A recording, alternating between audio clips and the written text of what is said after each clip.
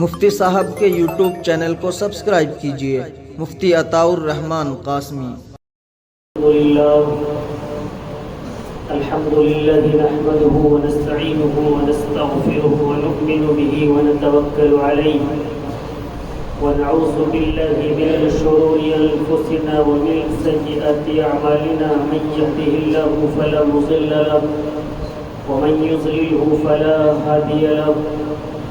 قال النبي صلى الله عليه وسلم: للجار حق، او كما قال عليه الصلاة والسلام. معزز سامعین کرام، ایک اہم موضوع پڑوسیوں کا حق ہے۔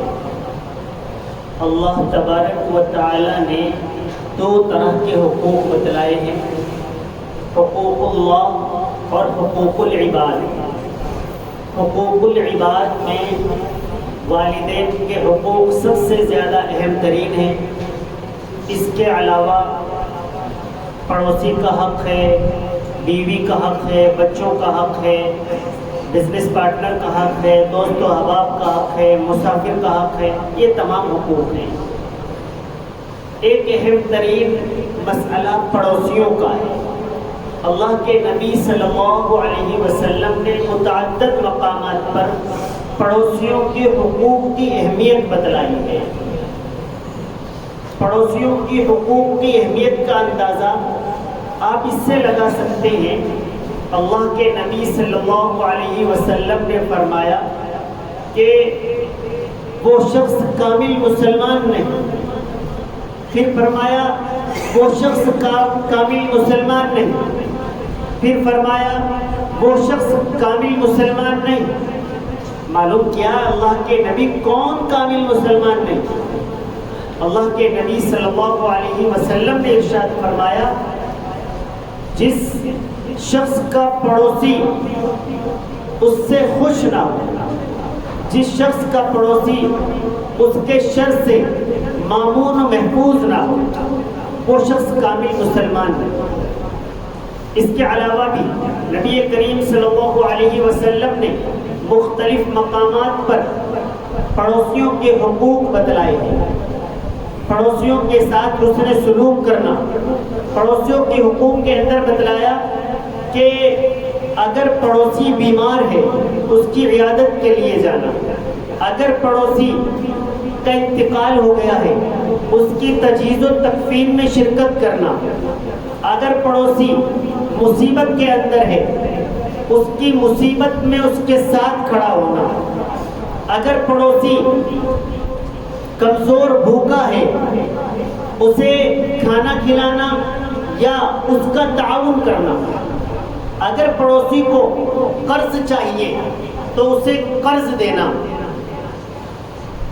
یہاں تک لکھا ہے کہ آپ جو کھانا بنا رہے ہیں اس کی دو صورتیں ہیں، یا تو پڑوسی کے گھر میں اس کی عمدہ خوشبو نہ جائے، اور اگر پڑوسی کے گھر میں اس کی عمدہ خوشبو جا رہی ہے تو آپ پر لازمی ہے کہ آپ اپنے گھر کے اس سالن سے اپنے پڑوسی کے گھر کھانا پہنچوائیں، سالن پہنچوائیں۔ پڑوسی آپ کی جس فعل سے پریشان ہے اس سے باز آ جانا۔ یہاں تک لکھا ہے کہ ایسا مکان بنانا بھی آپ کے لیے درست نہیں جو آپ کے پڑوسی کے گھر دھوپ اور ہوا کے لیے مانع بن جائے، رکاوٹ بن جائے۔ یہ پڑوسیوں کے حقوق ہیں۔ بتلایا کہ پڑوسیوں میں یہ لوگ بھی آئیں گے جو آپ کے مصاحبین ہیں، آپ کے ساتھ بیٹھنے والے ہیں، آپ کے ساتھ آپ کے دوست ہیں، ان کا بھی آپ کو خیال رکھنا چاہیے۔ آپ کے پڑوسیوں میں وہ بھی آئیں گے کبھی آپ سفر کر رہے ہیں، بائی ٹرین یا بائی بس جا رہے ہیں، تو آپ کے پڑوس میں جو شخص بیٹھا ہوا ہے اس کا خیال رکھنا، اس کی مشکلات کے لیے جب وہ کسی مشکل میں ہو اس کا حل نکالنا، اس کے لیے اپنے آپ کو پیش کرنا۔ علماء کرام کے بارے میں لکھا ہے کہ ٹرین میں سفر کر رہے ہیں، ایک شخص جنٹل مین ہے۔ پڑوسیوں کے حقوق میں یہ بھی بتا دوں کہ ہندو اور مسلم کا کوئی فرق نہیں کیا گیا ہے۔ اگر آپ کا پڑوسی مسلمان ہے تو بھی آپ کو اس کے ساتھ حسن سلوک کرنا چاہیے. اگر آپ کا پڑوسی غیر مسلم ہے تو بھی آپ کو اس کے ساتھ حسن سلوک کرنا چاہیے. فرق اتنا ہے کہ جس طریقے پر ماں باپ اور اولاد کا زیادہ حق ہے، اسی طریقے پر پہلے اور زیادہ حق وہ مسلمان کا ہے. مولانا ٹرین میں سفر کر رہے تھے، ایک جینٹل مین وہ ٹوائلٹ کی طرف جاتا واپس آ جاتا ہے، جاتا واپس آ جاتا ہے، اور اس کے چہرے پر پریشانی ظاہر ہو رہی تھی. مولانا نے اس کی پریشانی کو دیکھا تو مولانا تشریف لے گئے اور ٹوائلٹ کو جا کر دیکھا جو بہت زیادہ گندی تھی. مولانا نے اس کی صفائی کی اور صفائی کرنے کے بعد واپس آئے. واپس آ کر کہا بھائی کیا معاملہ ہے، آپ کیوں پریشان ہیں؟ انہوں نے بتایا کہ یہ ٹرین والے بھی ٹوائلٹ کی صفائی نہیں رکھتے ہیں. مولانا نے فرمایا نہیں ٹوائلٹ تو صاف ہے. کہ نہیں میں بھی گیا تھا. کہ نہیں میں بھی ابھی گیا تھا. اس کو یہ نہیں بتایا کہ میں نے صاف کر دی ہے، بلکہ یہ کہا کہ ٹوائلٹ صاف ہے. وہ شخص گیا اور فراغت حاصل کر کے آیا.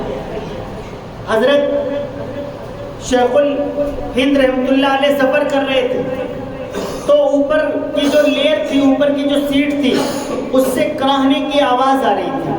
کوئی شخص بیمار تھا جو چادر تانے لیٹا ہوا تھا، سو رہا تھا.